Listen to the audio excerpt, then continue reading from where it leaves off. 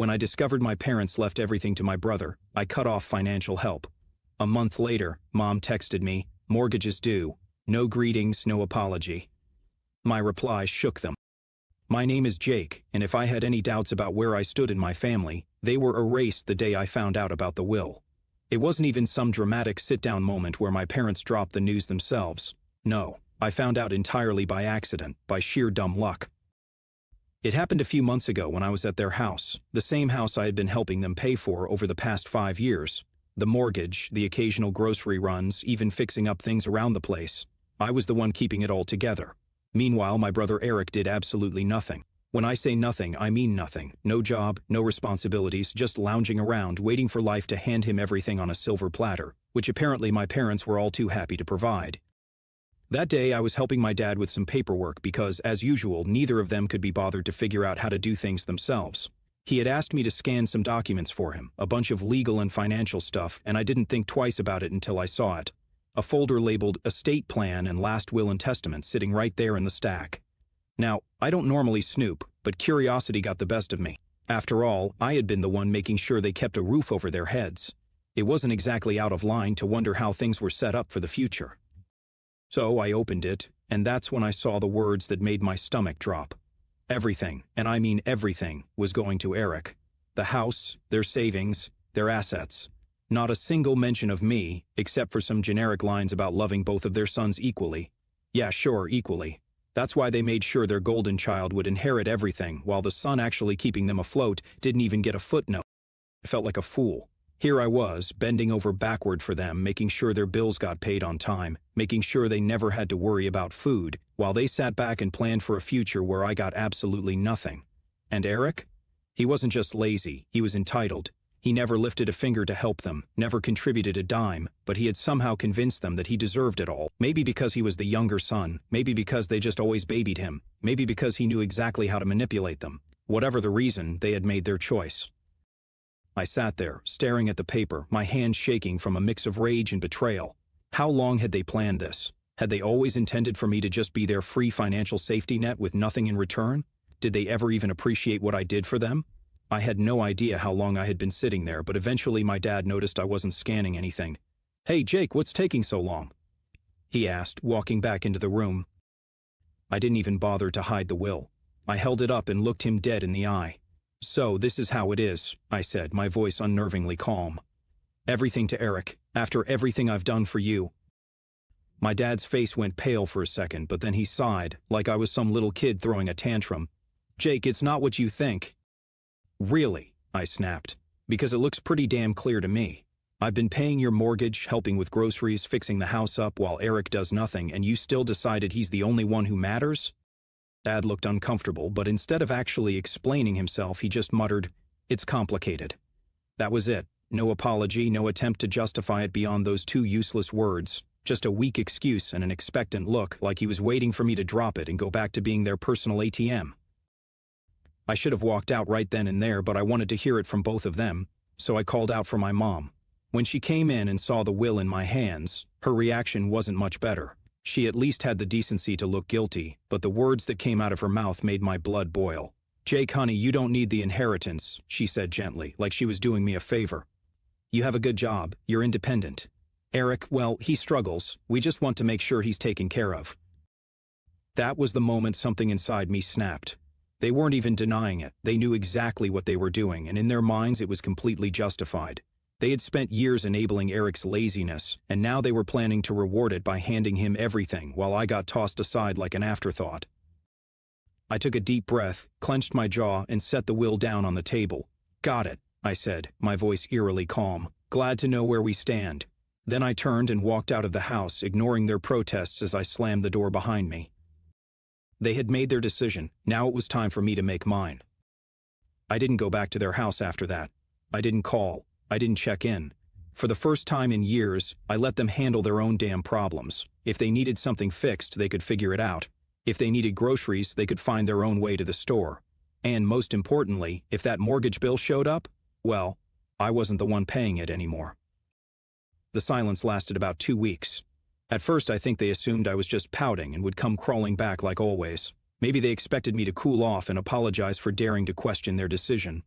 But when the days kept passing with no word from me, and more importantly no financial help, you could practically feel the shift in their attitude. Then, one afternoon, my phone buzzed. Dad texted, "The property taxes are due." That was it. No, "Hey, how have you been?" No, "Sorry for what happened." No, "We really appreciate everything you've done." Just a cold transactional message, as if I were still the walking bank they could tap into whenever they pleased. I stared at the screen for a moment, almost amused at how predictable they were. They really thought they could just demand money like nothing had happened, that I'd keep playing my part as their financial safety net even after they made it clear I was disposable. I calmly typed back, "I'm sure Eric will handle it since the house is his and all." It took exactly 5 minutes before my mom called. I let it ring. Then another text came through. Mom texted, "Jake, please don't be like this. We need to talk." Oh, now they wanted to talk. Now that their bills were piling up and reality was finally slapping them in the face. I waited an hour before replying. "There's nothing to talk about. You made your choice. Now you can live with it." I figured that would be the end of it for the day. I had made my stance crystal clear, and there wasn't a single part of me that felt guilty about it. But then Eric decided to chime in. His text came in late that evening, and the second I saw his name pop up on my phone, I knew it was going to be something obnoxious. Sure enough, when I opened it, I was greeted with pure entitlement. Eric texted, "Dude, why are you being such a drama queen? It's not a big deal, just help them out like you always do."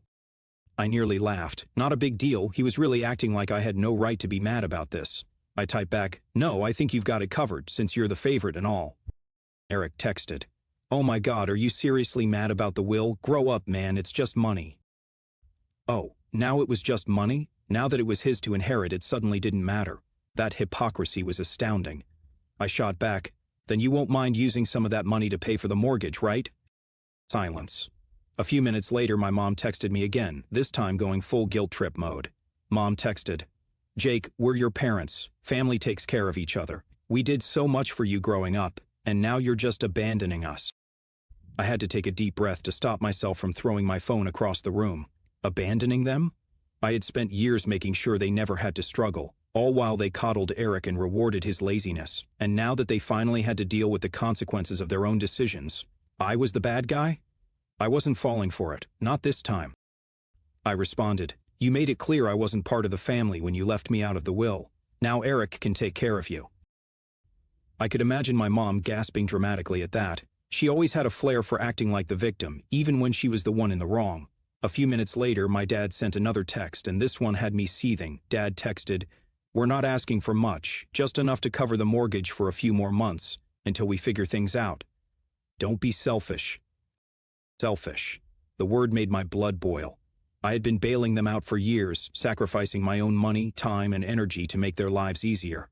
I had done everything a good son was supposed to do, and how did they repay me? By making sure I got nothing in return. And now, when I was finally standing up for myself, I was the selfish one? I clenched my jaw, took a deep breath, and typed back, "No, I'm done." Then I turned off my phone. They had made their choice. Now they were going to live with it. The silence lasted a day. I knew my parents wouldn't give up that easily, but I wasn't expecting what happened next. The next morning, I woke up to a notification on my phone, a bank transfer request. I frowned, unlocking my phone to check. It was from my mom. She had actually sent me a request for money, like I was some ATM. The amount? $3,500. I stared at it in disbelief. No message, no explanation, just a cold, shameless demand for the exact amount they needed to cover their overdue mortgage. They weren't even asking anymore. They were just assuming I'd cave. I declined it without hesitation.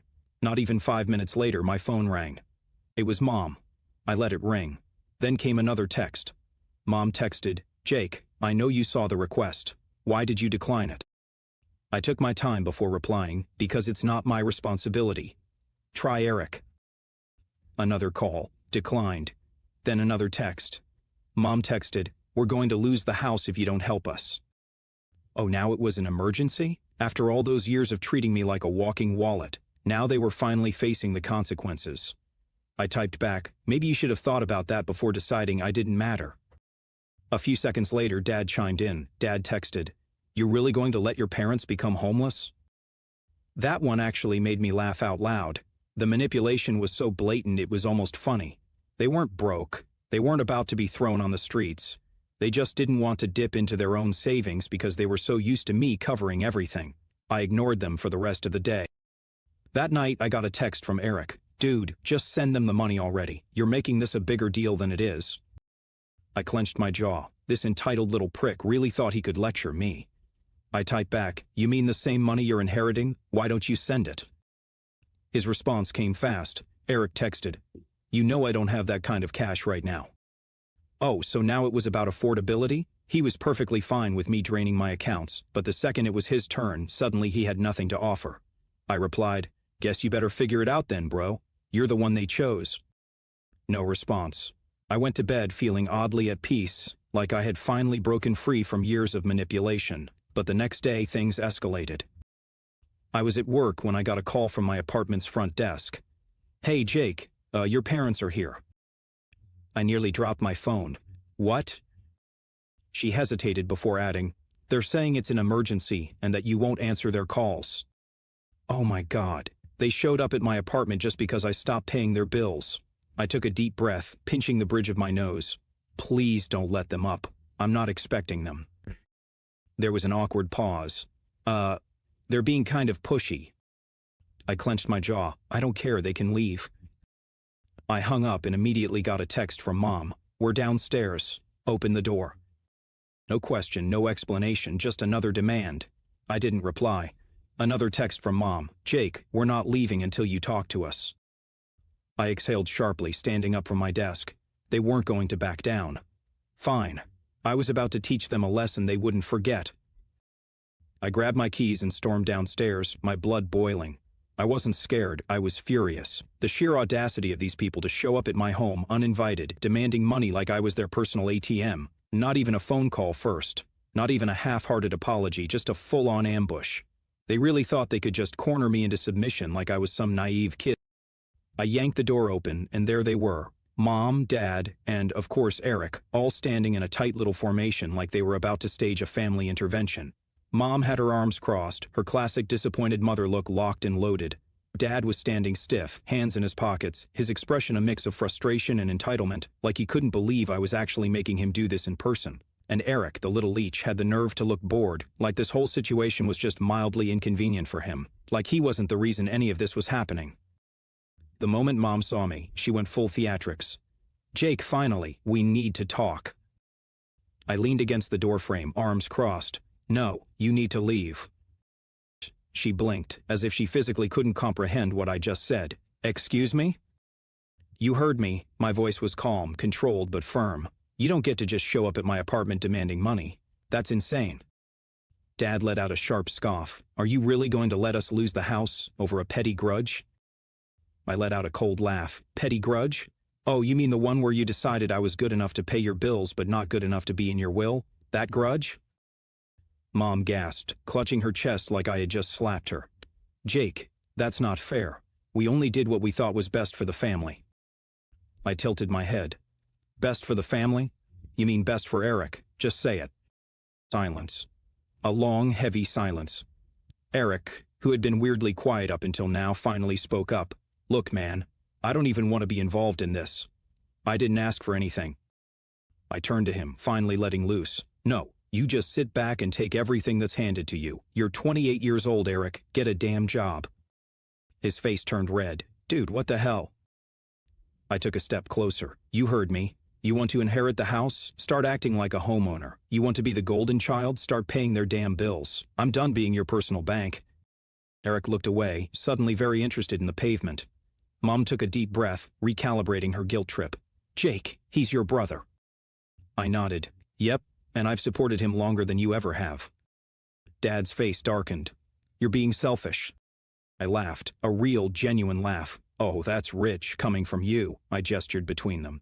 You two decided that Eric deserved everything and I deserve nothing, and now that it's time to pay the price for that choice, you're trying to manipulate me into fixing it for you. Not happening. Mom's voice sharpened. We thought you'd be mature about this. I raised an eyebrow. Mature? You mean quietly accept that I was betrayed and keep paying your bills? Because let's be real, that's what you wanted. Dad stepped forward, trying to loom over me like he used to when I was a kid. Jake, we raised you. We fed you, clothed you, gave you everything. The least you can do is help us now. I looked him dead in the eye. I already did, for years. And you repaid me by cutting me out. Mom's lip trembled. We thought you'd understand.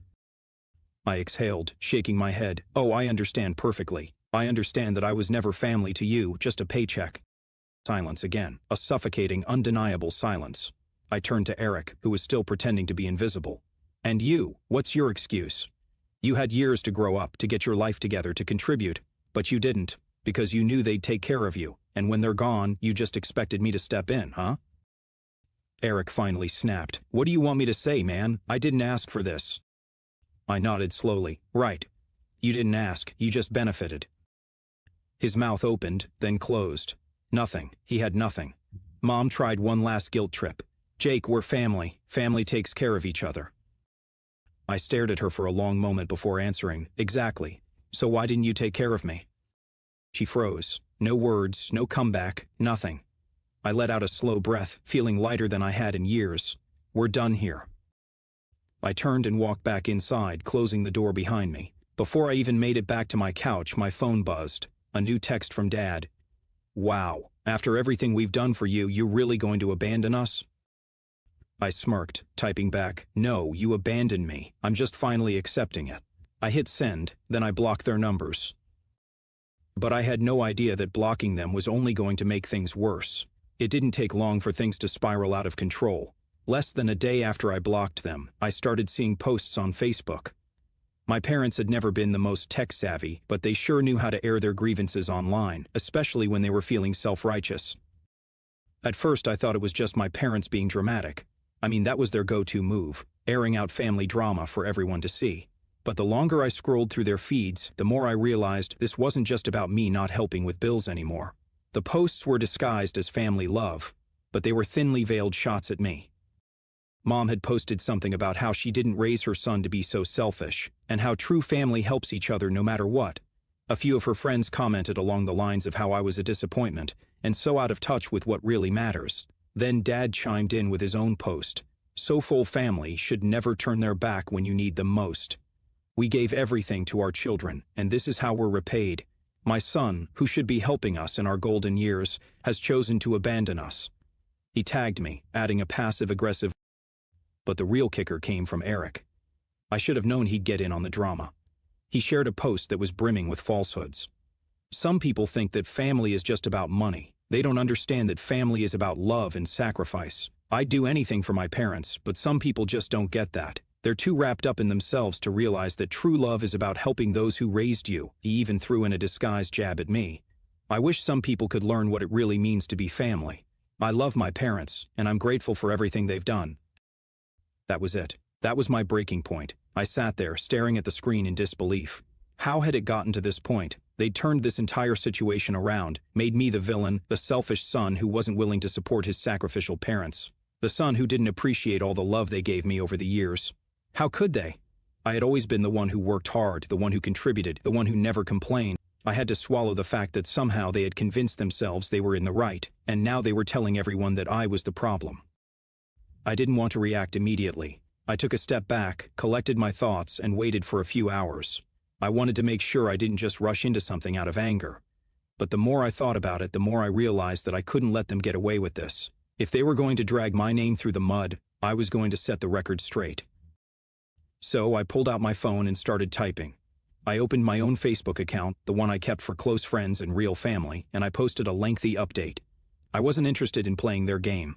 I didn't want to get bogged down in petty back and forth. What I wanted to do was tell the truth. Here's what I wrote. I know I've been quiet for the past couple of days, but I can't stay quiet any longer. My family has been sharing a lot of things online about me that are simply not true. They've portrayed me as the villain, the selfish one who refuses to help my parents in their time of need. I'm here to set the record straight. I've always helped my family. From the moment I could get a job, I've been the one helping with bills, paying for groceries, and supporting them in every way I could. But there comes a point where you can't keep giving without being respected. Over the years, I've watched my parents favor Eric, giving him everything, the house, the money, the attention, while I was expected to just keep giving, without ever being considered as equal. I'm sure some of you might be reading this and thinking, well, that's just how family works. But here's the truth. Family should be a two-way street. When I found out that my parents left everything to Eric in their will, I realized how one-sided this entire relationship had been. They didn't even consider me, not even for a moment. They've made it clear that I'm just the one they can count on when things get rough, but never the one they actually want around, unless it's convenient for them. For years, I've been the one funding their lifestyle. I've paid for vacations, chipped in for bills, and even helped out with things like the house taxes. And for what? To be treated like a backup plan? I'm done. I'm not just some wallet they can pull money from whenever they need it. I'm a human being and I deserve respect. I've earned the right to be treated like I matter, not just when they need something from me. As for Eric, it's time for him to grow up. He's 28 years old, and he's never worked a day in his life. He's never taken responsibility for anything. My parents have enabled him for so long that it's no surprise he's the one they favor. But here's the thing. He's had plenty of time to get his life together, and now it's time for him to stand on his own 2 feet. To everyone who has been following this drama and supporting my parents, you need to understand that there's always 2 sides to every story. Yes, family is important, but it's also about mutual respect. I've given enough for a lifetime, and I'm not apologizing for taking a step back. This is not me turning my back on family. This is me finally choosing myself. And to my parents, I wish you the best, but I am done being your doormat. I hit post, and instantly I felt a sense of relief. For the first time in my life, I was telling the world the truth about my family, about how they had taken advantage of me for years, how they had always expected me to be the one to save them without ever once thinking about what I needed. I wasn't going to let their narrative control my life anymore. The reactions were instant. Some people who I hadn't talked to in years came forward to express their support. A few of my cousins, friends of my parents, even some distant relatives liked the post, sending me private messages telling me they were sorry for what I had been through. It felt so freeing to finally have the truth out there, not be buried under guilt trips and manipulative behavior.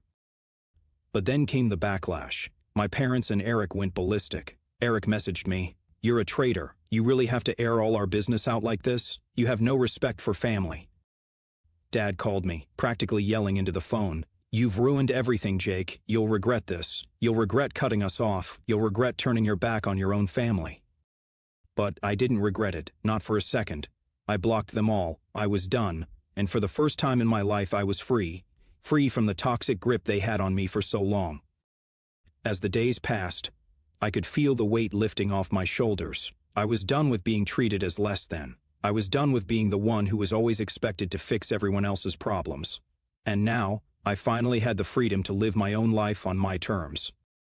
So no, I don't feel bad for cutting them off. I deserve better. I still do. And from now on, I'm choosing to surround myself with people who appreciate me for who I am, not for what I can give them. It's time for me to move forward for good, and I will.